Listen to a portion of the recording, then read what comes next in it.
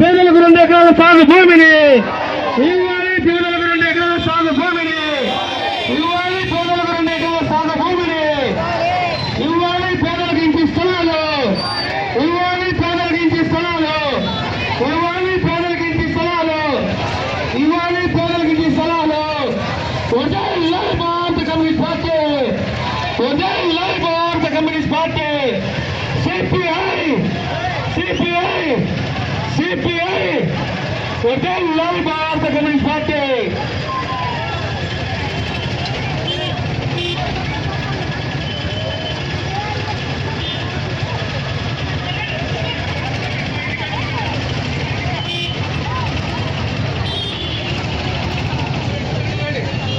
Comments అంతా ఆ పక్క ఎన్నిక రావాలి, ఎన్నికండి కామెంట్స్ ఆ పక్కన ఎన్నిక.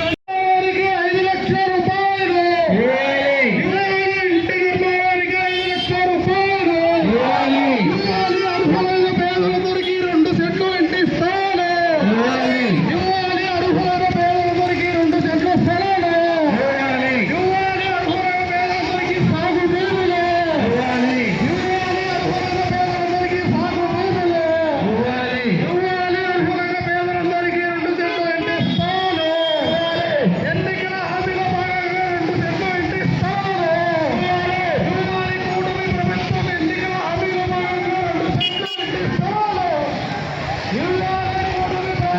ఎన్నికల హామీలో భాగంగా ప్రతి ఒక్కరికి 2 సెంట్లు ఇంటి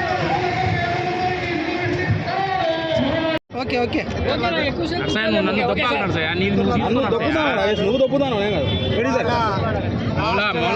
ఇరవై 26 జిల్లాల్లో కూడా పేదలందరికీ ఇళ్ల స్థలాలు ఇవ్వాలి, ఇంటి నిర్మాణానికి 5 లక్షల రూపాయలు ఇవ్వాలని డిమాండ్. అదేవిధంగా వ్యవసాయ కూలీలకు సాగు భూములు ఇవ్వాలని చెప్పి కూడా ఈ నెల 27 వచ్చే నెల 10వ తేదీ వరకు 26 జిల్లాల్లో కూడా పెద్ద ఎత్తున కార్యక్రమాలు చేపట్టాం. అది మన కడప నగరం నుండి ప్రారంభించాం. ఎన్నికల సందర్భంగా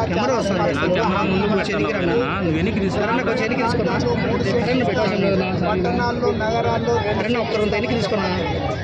మన అధికారానికి వచ్చి 2 మాసాల అనంతరం కూడా మాట్లాడుతూ ఉన్నారు, క్యాబినెట్ ఉన్నారు తప్ప ఒక్క అడుగు కూడా ముందుకు పడలేదు. ఏ ఒక్క జిల్లా పాపాన పోలేదు. పార్టీ ఆధ్వర్యంలో ప్రభుత్వాన్ని కోరుతా ఉన్నాం, మీరు ఎన్నికల్లో వాగ్దానం ఇచ్చారు. జగన్మోహన్ రెడ్డి గారు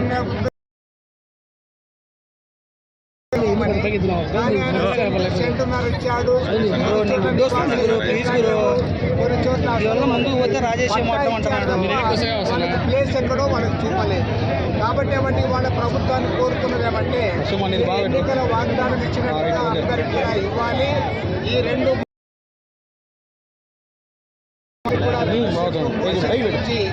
ఇంటి నిర్మాణానికి 5 లక్షల రూపాయలు కొంచెం కనబడేటట్టు. అదేవిధంగా ఫ్రీ హోల్డ్ పేరుతో ఎకరాల భూములు పేదలకు కట్టబెట్టడానికి ప్రయత్నాలు చేస్తా ఉన్నారు. దాని వాళ్ళ ఎస్సీ, దళితులు, గిరిజనులు, ఇతర వెనుకబడిన కులాల వారు ఎవరికైతే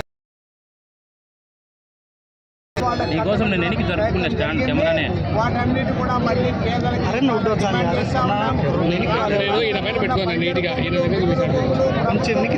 కూడా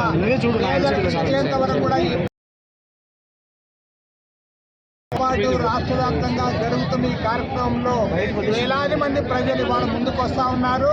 వాళ్ళందరికీ న్యాయం జరిగేంత వరకు కూడా భారత కమ్యూనిస్ట్ పార్టీగా మేము ముందుకు సాగాలి. ప్రతి వ్యవసాయ కూలీ కూడా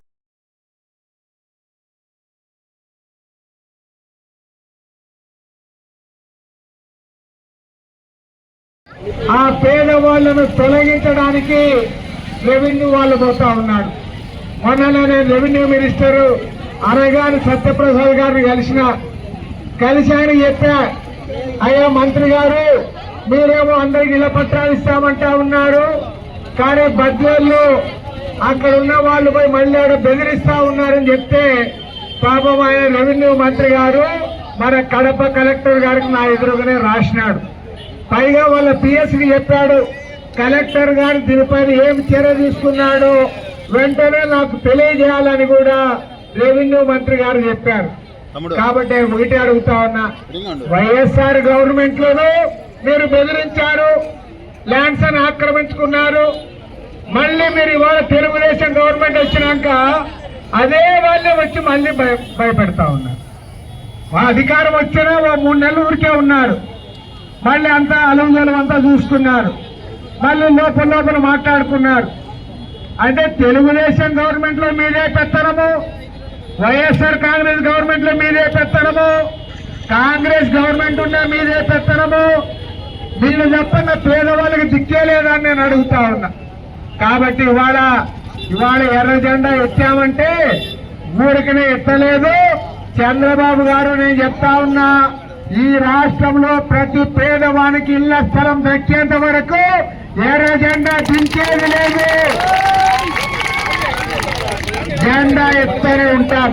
ఇవాళ కడపలో మొదలుపెట్టాం, 26 జిల్లాల్లో కూడా రేపు 10వ తేదీ వరకు కూడా మేము అన్ని చోట్ల అర్జీలు ఇస్తాం. ఇచ్చిన తర్వాత రాష్ట్ర వ్యాప్తంగా ఎన్ని లక్షల మంది అయితే ఉన్నారో అందరు కూడా నేను మీకు ఒకటే చెప్తా ఉన్నా, టైం ఇస్తాం. ఈ గవర్నమెంట్ కూడా ఇంకా 1-2 నెలలు టైము. 2 మాసాల్లోగా ఈ ప్రభుత్వం ముందుకు రాకపోతే రేపు బడ్జెట్ సమావేశాలు, అసెంబ్లీ సమావేశాలు జరిగేటప్పుడు అందరు కూడా అసెంబ్లీ చలో అసెంబ్లీ అంటాము. ఈ జెండాలన్నీ కూడా అక్కడ ఉండాలి, అందరు రావాలి, వదిలిపెట్టేది లేదు. పేదవాడికి న్యాయం జరిగేంత వరకు కూడా మీకు అండగా ఉంటాం. ప్రతి పేదవాడికి ఇళ్ల స్థలం రావాలి, ఇంటి నిర్మాణానికి 5 లక్షల రూపాయలు ఇవ్వాలి. అది ఇచ్చిన తర్వాతనే రెండో మాట మాట్లాడమంటా ఉన్నాం.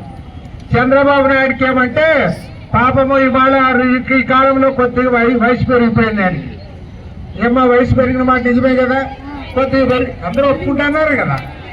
ఆయన ఏమంటే కొద్దిగా మారుతా అన్నాడు. పాపం ఎలక్షన్లు అప్పుడు బాగా చెప్పినాడు. ముఖ్యంగా మన మగోళ్ళకి తక్కువ కానీ ఆడోళ్ళకైతే బ్రహ్మాండంగా చెప్పినాడు. వీళ్ళకి పాపం ఒకరికి 1500 ఇస్తాను నెలకి అన్నాడు, తర్వాత ఫ్రీ బస్ అన్నాడు, తర్వాత ఆడబిడ్డ నిధి అన్నాడు, అమ్మ ఒడి అన్నాడు, ఇంకా దానికంటే ఇంకో పెద్ద మాట చెప్పాడు. ఆయన ఎంత తెలివైనోడు అంటే, అమ్మ మీరు పిల్లలు తక్కువ గంటా ఉన్నారు ఎక్కువగా రండి అని కూడా చెప్పినాడు. ఎంత తెలివైనోడంటే మరి మీరు కూడా టీవీలో చూస్తూ ఉంటారు. మన సంక్రాంతి నాడు మొత్తం నారావారి పల్లెకి పోయినాడు. ఎవరు పోయినారమ్మా? ఆయన భార్య పోయినారు, మంచిదే. ఆయన కొడుకు పోయినాడు, కొడుకు భార్య పోయింది, వాళ్ళ ఒక కొడుకు. మీరు బాగా చూడండి, చంద్రబాబు నాయుడు పెద్ద షావుకారు.